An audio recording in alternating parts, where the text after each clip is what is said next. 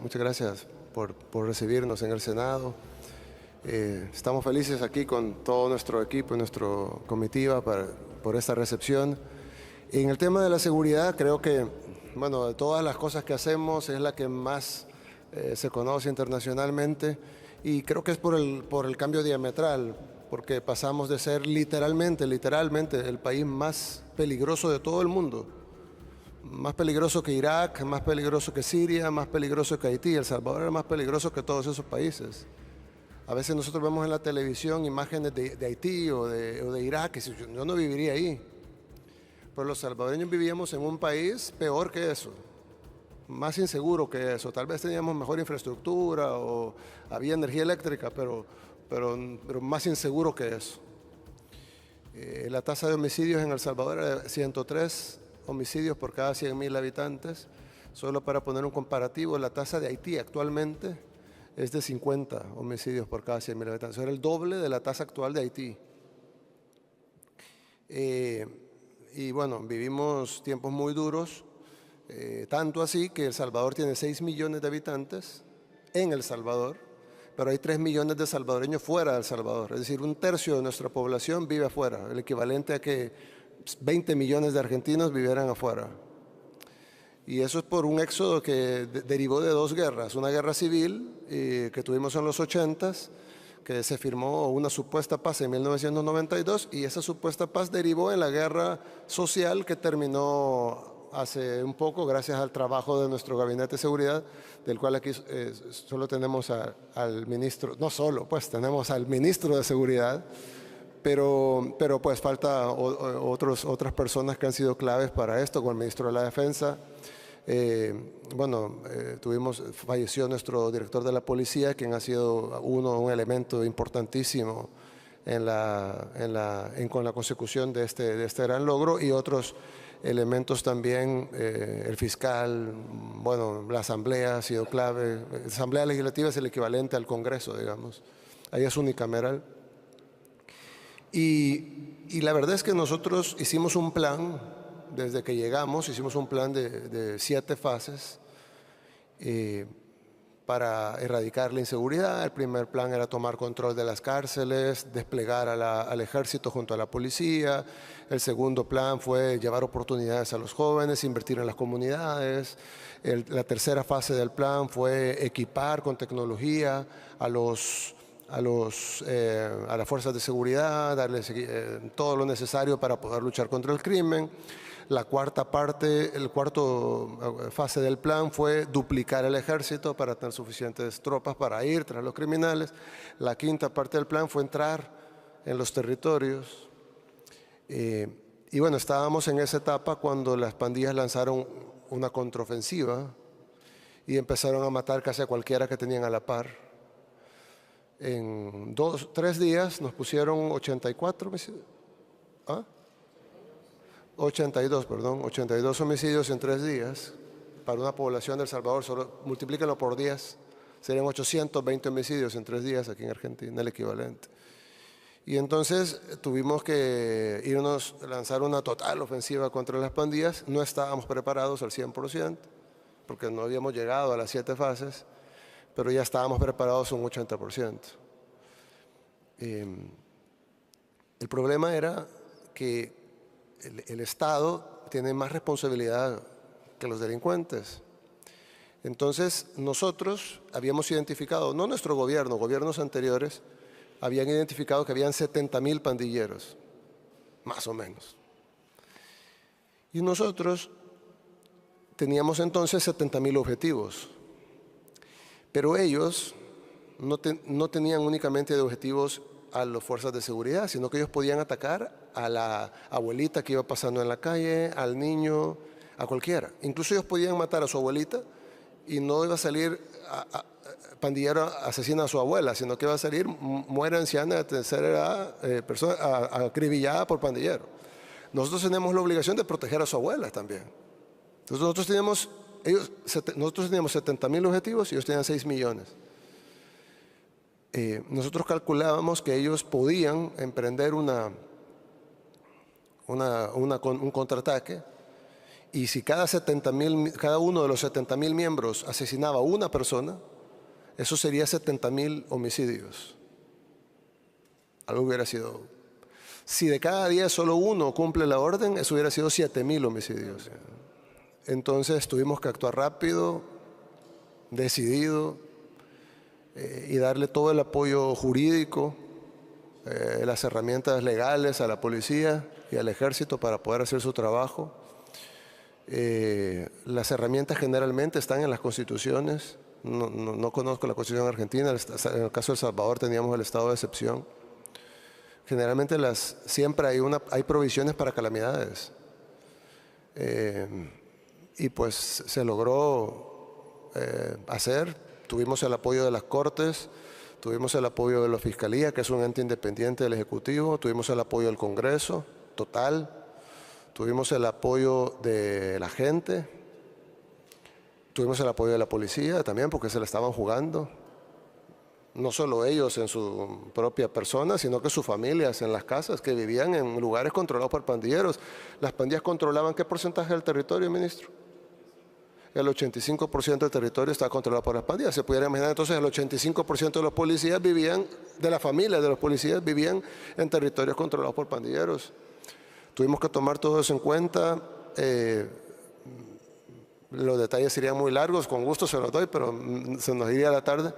Pero tuvimos que ir contra ellos. Lo que sí es importante, y lo que nosotros, cuando hay países que dicen, bueno, ¿qué podemos hacer nosotros para combatir nuestro fenómeno de delincuencia?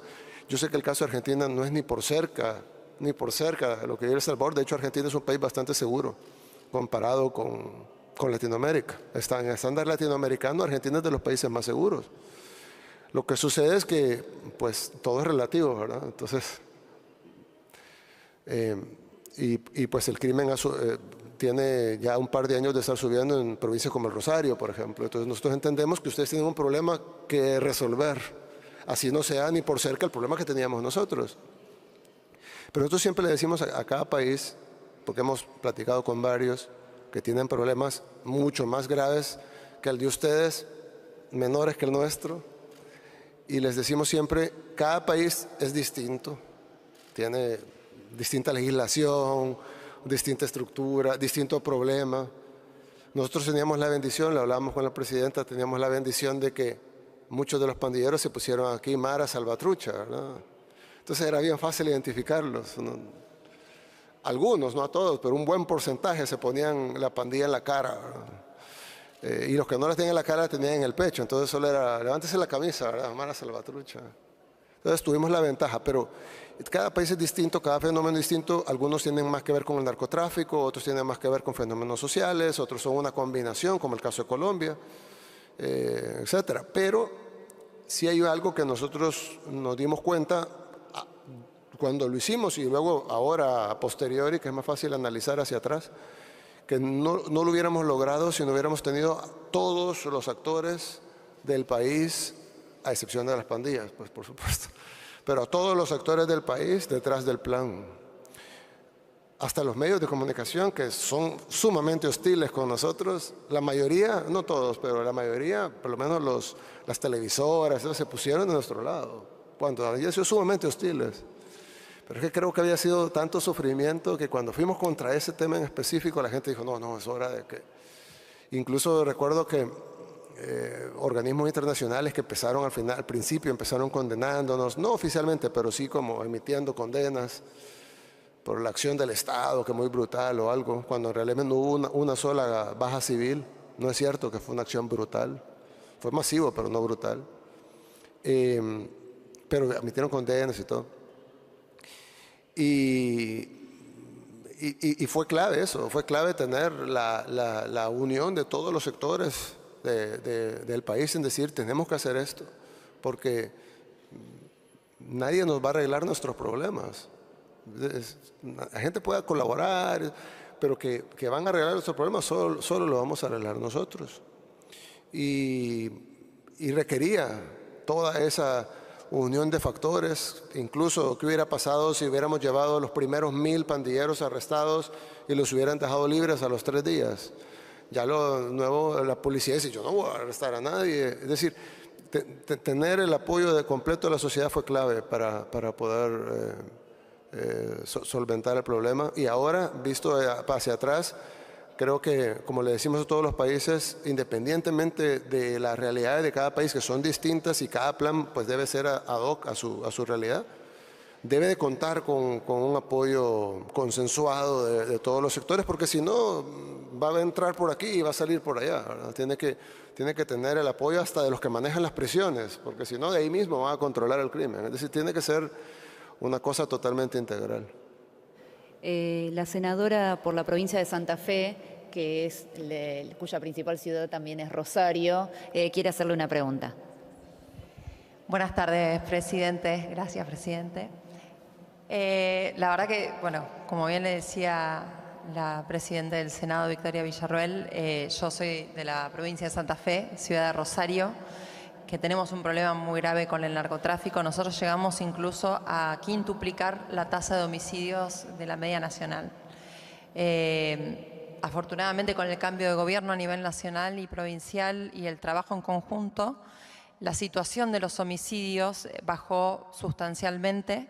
Me sentía muy identificada cuando recién usted decía que mataban a gente inocente, iban por la calle y mataban a un inocente para llamar la atención. Nosotros sufrimos exactamente lo mismo. Estuve charlando mucho con su ministro de Seguridad y Justicia respecto de lo que ustedes trabajaron, pero me gustaría hacerle una pregunta que tiene que ver con el territorio, ¿no? Con el tema del manejo del territorio y en específico de los jóvenes.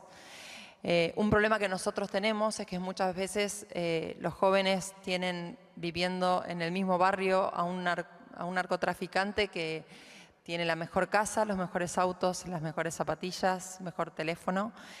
Y para conseguir eso, trabajando honestamente, muchas veces les lleva demasiado tiempo y parece muy tentador. ¿Cómo hicieron para atraerlos hacia a lo que corresponde?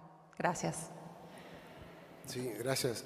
La verdad es que la mayoría de estudiosos sobre el tema dicen que el gobierno debe de llegar con opciones. Dicen que el gobierno debe llegar con opciones de cultura, educación, salud, oportunidades de empleo.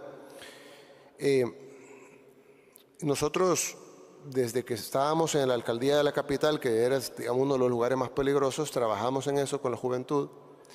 Pero nos dimos cuenta que realmente el diagnóstico está un poco errado, porque si bien es cierto, y nosotros lo aceptamos, y yo le he dicho esto públicamente, que el problema de El Salvador principalmente devino de las injusticias de la sociedad. Es decir, la mayoría de estos jóvenes se convirtieron en criminales porque la sociedad fue injusta con ellos. Muchos jóvenes no tenían familia, otros fueron reclutados a la fuerza en su momento, otros no tenían algo más que ver en su vida, solo que veían era eso, era el pandillero tiene más dinero, tiene vehículo, tiene, decir todo, ¿no? Dinero, la pasa bien, se viste bien, tiene novias, yo no conozco a nadie, etc. Pero llegaba el gobierno con escasos recursos a hacer un taller de artesanía, y pues sí, llegaban algunos jóvenes, pero o a dar clases de inglés o a hacer algo incluso más cool, de breakdance o algo, y estaba bien, ¿no? No es que eso esté mal, pero el problema es que cuando el gobierno debió haber dado, en todo caso, a la familia, a la sociedad, digamos, no el gobierno, la sociedad, incluyendo el gobierno, debió haberle dado oportunidades en ese entonces, cuando el muchacho tenía 8 años, 6 años y podía cambiar. Pero ya el otro, el que vive enfrente, que tiene la casa grande con los vehículos y todo, él no va a cambiar. Y no va a cambiar por 2 razones. La primera razón es porque ya él es malévolo, pues ya es una persona mala. Se hizo mala por 200 razones, pero ahora ya es malo. Y la otra razón es porque no hay un incentivo realmente para cambiar. No hay forma que el gobierno le ofrezca algo más que lo que está haciendo con el crimen. ¿Qué le vamos a dar? Un empleo de salario mínimo, el doble del salario mínimo, el triple del salario mínimo. Para empezar, el gobierno no es para eso. Y en todo caso que lo hiciéramos, si gana lo que quiere con el crimen. Yo le decía una vez, le decía a una multilateral, ellos me dijeron, textualmente me dijeron, tú sabes que no puedes acabar con el crimen de un solo. Yo le dije, ¿por qué? Y me dijeron, no por la capacidad técnica de acabarlo, sino por el golpe en la economía. Y yo le dije, ¿pero cuál golpe en la economía? Bueno, ¿cuántos pandilleros tienen? Y el 70,000. Son 70,000 empleos. Porque esa gente que gana dinero de manera ilícita, está mal, pero luego ese dinero va al hogar y luego el hogar lo gasta de manera lícita. Ese hogar compra pañales para los bebés, comida para los niños, paga alquiler, luz eléctrica, teléfono, cable, internet, ropa, cerveza, la motocicleta, gasolina, saldo de celular, etcétera. Toda esa economía se va a caer de un solo y no va a haber una economía paralela, legal, que lo reemplace a la misma velocidad. Entonces hay que acabar, me dijo él en ese tiempo, con el crimen poco a poco, para que la economía poco a poco vaya compensando la economía criminal. Ese tipo de teorías que suenan bien para los intelectuales no aplican a la realidad. La realidad es que el crimen es crimen, punto. Y si uno lo permite, siempre van a ganar ellos en la guerra de los incentivos. Porque si viene alguien, un joven, y dice, bueno, yo no tengo muchas oportunidades, voy a vender tomates en el mercado. Vender tomates en el mercado debe ser duro. Para empezar, no es algo divertido, no es algo de lo que me siento orgulloso. Tengo que ir, cargar los tomates en el sol, llevar, venderlos, estar en un lugar tal vez no en las mejores condiciones. Vender los tomates, se me van a arruinar, el producto ni siquiera es mío, tal vez lo tengo en consignación, si me arruinan me los cobran. Al final logro vender y me logro ganar $5. Y luego voy camino a la casa, llega el pandillero y me dice, a ver mis $5. Entonces el incentivo está sobre el joven para ser pandillero y colectar los $5 y no ir a vender tomates para tal vez ganar $5 para dárselos al pandillero. Entonces nunca se va a ganar la guerra de incentivos. Entonces nosotros entendimos a la fuerza y con golpes, que la única forma era ir tras el pandillero y arrestarlo, no para castigarlo, sino para sacarlo de la sociedad. Él tiene que estar fuera de la ecuación, él no puede llegar a cobrar. Entonces el joven ya ahora piensa en sus nuevos incentivos y dice, bueno, ¿qué hago? ¿Me hago pandillero para que me lleven a prisión? ¿O mejor me pongo a trabajar y gano dinero que ahora nadie me va a quitar? Entonces ahora ya puede conseguir novia además, porque ya la novia ya no es con el pandillero. El punto es de que ya los incentivos de la sociedad están hechos correctos. Y yo le decía a la persona de la multilateral, nosotros entendemos que vamos a pagar un costo económico por acabar con el crimen, pero yo le hice la analogía de un paciente con cáncer. Si a mí me dicen, mire, usted tiene un cáncer grande, con metástasis y todo, pero es curable, pero necesitamos hacer varias cirugías, quimioterapia, radioterapia, inmunoterapia, y después usted va a salir mal, bien desmejorado, pero sano. Y luego usted puede ganar peso y volver a recuperarse. Yo escogería esa opción. Yo me someto a la cirugía, me someto a la quimioterapia, me someto a la radioterapia, me someto a la inmunoterapia, quedo mal, pero me recupero. A diferencia de decir, no, yo me voy a quedar así, o me siento bien, no me siento tan mal, pero bueno, luego el cáncer me va a terminar llevando. Entonces nosotros aceptamos pagar el costo económico y nosotros calculábamos, no en la parte financiera, sino desde el gabinete de seguridad, que íbamos a tener un costo de un 10% del PIB. Sí, iba a caer nuestro PIB 10% para acabar con la delincuencia. Nuestro PIB no cayó 10%, subió 3.5%.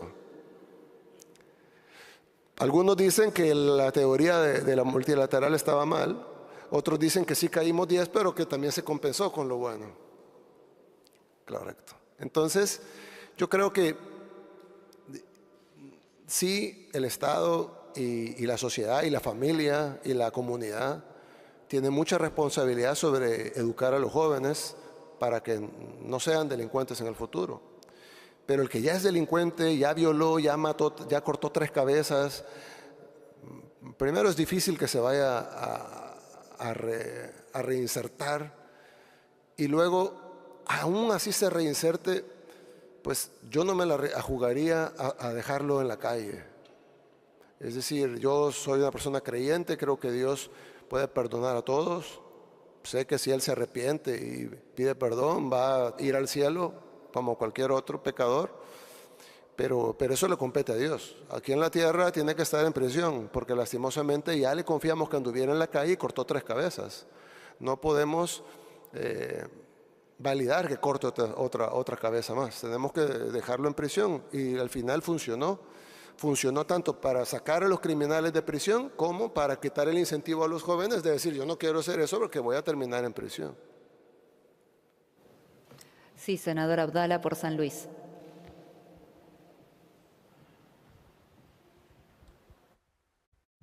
Gracias, presidente. Por cierto, me sumo a todos los saludos de bienvenida a nuestra querida Argentina. Es muy simple conocer, tanto en las pandillas, si los ciudadanos eran de El Salvador o tenían de origen extranjero, ya sean sus jefes o los soldaditos. Las pandillas iniciaron en Estados Unidos, pero lo que sucedió fue así. En los 80s tuvimos una guerra civil muy sangrienta entre un grupo guerrillero y el gobierno, básicamente un reflejo del conflicto este-oeste que había en el mundo. Y esa guerra que pues devastó El Salvador hizo que emigrara un gran sector de la población. Esa gente emigró, y obviamente la mayoría de inmigrantes van sin nada, y entonces se van a vivir a guetos, una especie de guetos en los Estados Unidos. Ahí en esos guetos, en ese tiempo, dominaban las mafias, las pandillas mexicanas. Ellos dominaban el territorio, y pues las pandillas, los salvadoreños tenían que ir a solicitar a la mafia mexicana si podían también vender droga y pues hacer los mismos negocios, digamos, que hacía la mafia mexicana. Obviamente hubo pleitos naturales que hay entre distintos grupos sociales, y los salvadoreños decidieron formar su propia pandilla. Luego ellos, de formar su propia pandilla, se pelearon entre ellos y se formaron 2 pandillas salvadoreñas, que es la Barrio 18, que es porque ellos controlaban la calle 18, y la Mara Salvatrucha, que en Estados Unidos se conocía como MS-13, porque ellos controlaban la calle 13, ¿verdad? ¿Correcto? Controlaban la calle 13. Entonces, de la 18 para allá vendes tú, y de la 13 para allá vendo yo, y los mexicanos en el otro lado. La pandilla empezó a crecer como una pandilla principalmente de salvadoreños, aunque se unieron de otros países, en Estados Unidos. En El Salvador no teníamos pandilleros, nosotros no sabíamos que era un pandillero. En los 90s el presidente Clinton inició un plan de deportación de delincuentes, lo cual tienen su derecho de deportarlos, por supuesto, de quien quiere tener delincuentes en su país, pero no le avisaron al gobierno salvadoreño: aquí le enviamos estos delincuentes para que ustedes los metan a prisión, sino que solo los subieron en aviones y los mandaron para El Salvador. Entonces en El Salvador empezaron a llegar estos muchachos que, digamos, se vestían digamos, un poco distinto, que se pudiera confundir con un rapero, pues no necesariamente tiene que ser un delincuente, era la moda en los 90s. Entonces pues llegaban a las comunidades con ropa extrovertida, hablando inglés, con zapatos caros, etcétera, y entonces pues los jóvenes los veían como dioses, ¿no? Y entonces se empezaron a formar las pandillas en El Salvador. Cuando en El Salvador se empezó a ver el fenómeno, yo era un niño pues, pero lo recuerdo bien, cuando se empezó a ver el fenómeno de las pandillas, se empezó a ver más como un fenómeno como interesante, como miren, se están formando pandillas como las de Estados Unidos aquí en El Salvador. Tenían pleitos entre ellos, pero no terminaba en gran cosa. Sí, habían algunos asaltos y algo, pero se veía como algo pequeñito, pues como una pandilla juvenil ahí haciendo sus travesuras. En ese momento, justo a la par, será coincidencia o diseño,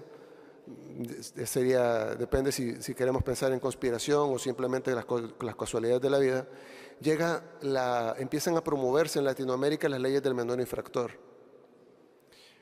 Coincidentalmente, la mayoría de pandilleros eran menores, y todos los reclutas, el 100% eran menores. Ellos reclutaban gente de 12 a 18 años. Entonces todos los reclutas eran impunes ante la ley, no se podían arrestar. Y entonces se hizo la ley de menor infractor justo cuando empezaron a crecer las pandillas. En 4 años las pandillas tenían controlado las comunidades populosas de El Salvador y empezaban ya a matar, a cobrar extorsión, a vender drogas, se empezaron a convertir en algo malo. El gobierno, recuerdo bien, ¿cuántos pandilleros habían cuando se lanzó el Plan Mano Dura de Paco Flores? Habían 3,000 pandilleros en El Salvador, cuando el gobierno ya lo vio como un problema, y el gobierno lanzó un plan que se llama Plan Mano Dura. Era básicamente: vamos a ir a golpear a los pandilleros. Eran 3,000. Pues obviamente no funcionó, vinieron otros gobiernos con otros planes que tampoco funcionaron. Ya para el 2011 habían 70.000 pandilleros y controlaban el 85% del territorio, a tal punto que el gobierno, patrocinado, auspiciado por la OEA, por la Organización de Estados Americanos, hicieron una tregua con las pandillas. Se sentaron en una mesa con los líderes pandilleros, en televisión, en vivo, todo esto está con el secretario general de la OEA en ese tiempo, Insulza, y firmaron documentos y les dieron legitimidad. Los pandilleros entregaron armas, eran las más viejas, ¿verdad? Entregaron unas armas y todo, se les dio legitimidad, se les dio beneficios, se les permitía hacer fiestas en las cárceles, se les llevaba prostitutas, drogas, se les dejaba salir a los líderes de las cárceles, regresar a la cárcel, pero podían salir. Y se hicieron unos acuerdos, se bajaron un poco los homicidios durante el tiempo de la tregua, pero a cambio de que controlaran todo. Empezaron a pedir más extorsión, la gente tenía que empezar a pagar más y las pandillas ahí efectivamente tomaron el control del país. Cuando la tregua termina, porque se volvió insostenible, las pandillas entonces desencadenaron lo que hizo que el país se volviera el país más peligroso del mundo. No lo era todavía, se volvió ahí, porque las pandillas no aceptaron que se les quitara el poder que se les había dado. Y pues desencadenaron esa guerra que terminó con nuestra contraofensiva hacia ellos. Entonces, para responder en corto, la mayoría son salvadoreños, hay hondureños, hay guatemaltecos, hay estadounidenses, pero la mayoría son salvadoreños.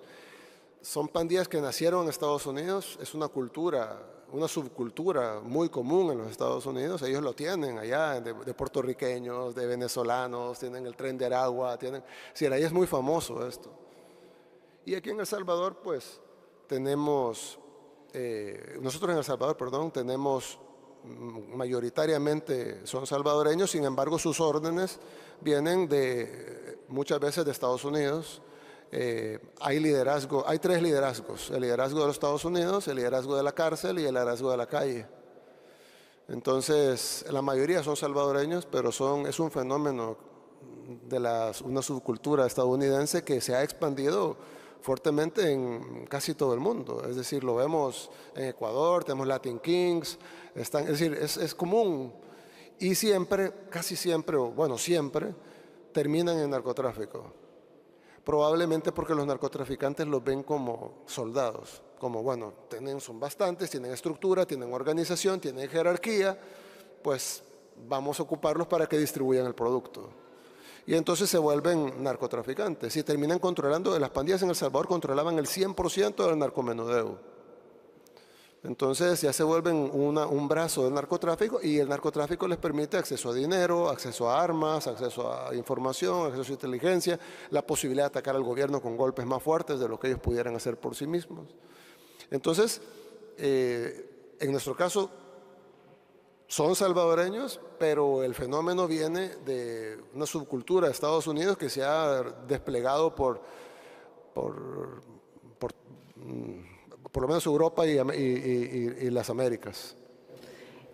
Presidente Bukele, le va a hacer la última pregunta al senador Espínola y ya luego tienen que continuar su visita con la Cámara de Diputados, pero le estamos muy agradecidos por todas las explicaciones y por el tiempo que le ha dispensado a la Cámara de Senadores.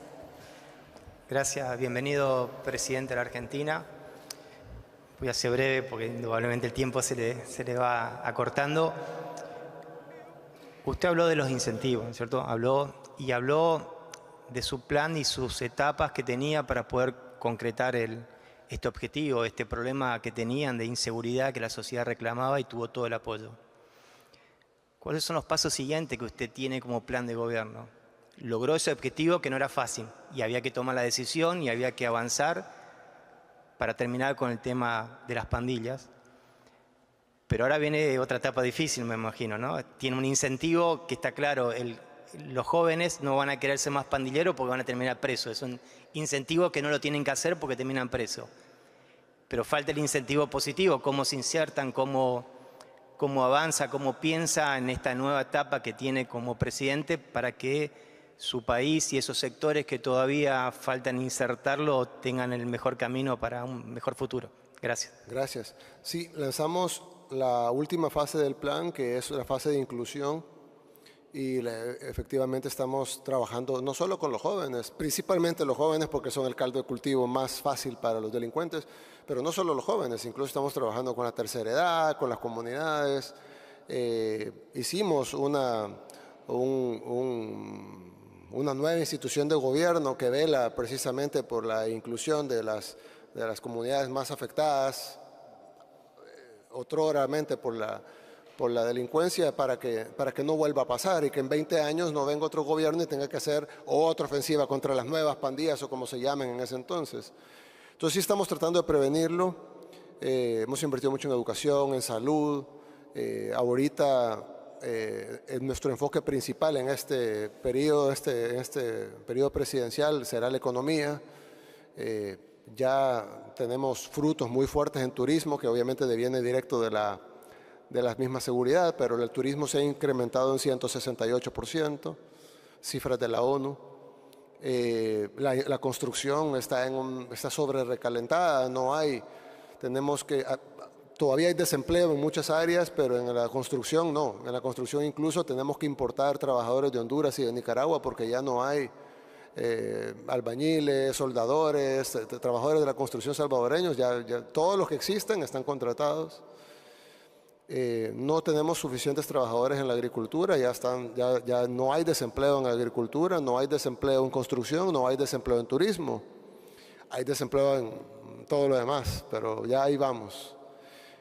Por supuesto, para ver el cambio económico hay que, como yo digo, esto es como los intereses compuestos, es decir, al principio no se ve porque es 1, 2, 4, 8, 16, 32, 64, pero ya cuando va 5,000, 10,000, 20,000, 40,000, 80,000, más o menos se ve, y ya cuando va medio millón, 1 millón, 2 millones, 4 millones, ya se ve más, y ya cuando va 10 millones, 20 millones, 40, ahí es donde se empieza a ver realmente el cambio de la economía.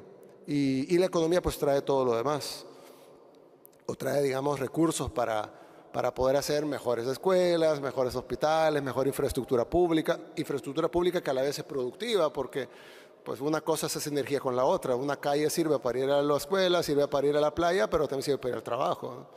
Entonces, ir reconstruyendo nuestro país, quitando las burocracias innecesarias, reduciendo la grasa del Estado, pero potenciando la inversión pública, tratando de dejar de gastar menos e invertir más.